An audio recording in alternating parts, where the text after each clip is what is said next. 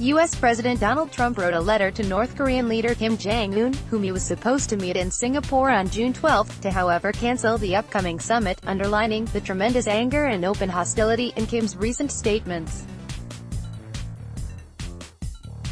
In fact, the Korean Peninsula has been through a series of dramatic but prospective and positive changes, however all ceased abruptly on May 24, when Trump announced to pull out of the summit.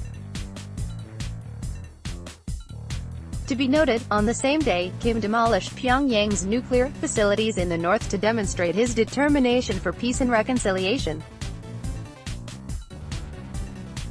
But all winded up in a letter that conveys certain diplomatic politeness and more strategic toughness.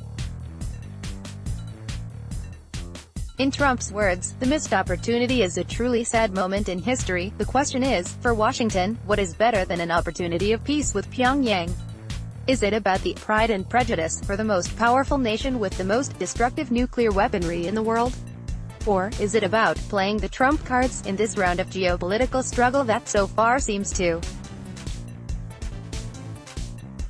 have not been played in the favor of the U.S.? The fact is that the fury in North Korean leaders' recent statements has been less tremendous and much less substantive than the U.S. determination to continue to push forward its strategy of maximum pressure on North Korea, despite the conclusion of Panmunjom Declaration, the release of the U.S. hostages, and Pyongyang's dismantlement of its nuclear facilities. It is therefore inappropriate to infer that North Korea's fury and caprice are all about bluffing. Pyongyang's official response to Trump's withdrawal has been relatively restrained, indicating a political willingness for a future summit. Nevertheless, Kim Jong-un did mention North Korea's possible reconsideration of its previous efforts and the overall approach after Trump's unilateral decision. In view of the prospective peace and reconciliation, this is a truly sad but undeniable regression for all involved parties. In the meantime, a considerably unbearable pressure has been laid upon South Korean government that has paid so much efforts in bridging the gap between Pyongyang and Washington. Aggression virtually humiliated Moon's administration.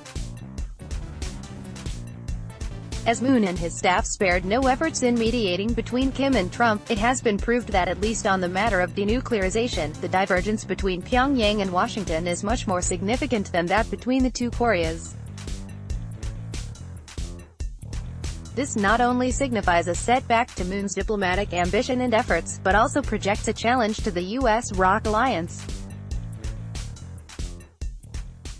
In the Schrödinger's cat experiment, the life of a cat in the box is described as the so-called quantum superposition, which is the result of a random event that may or may not happen. More or less, so are the current relations and particularly the previous deal between North Korea and the U.S. When Trump finally opened the box and pointed to the dead cat, he was actually telling the whole world, the fate of the deal cannot be decided, until I said so. The author is a PhD in International Relations and an Assistant Research Fellow with Guangdong Academy of Social Sciences. Opinion at globaltimes.com.cn.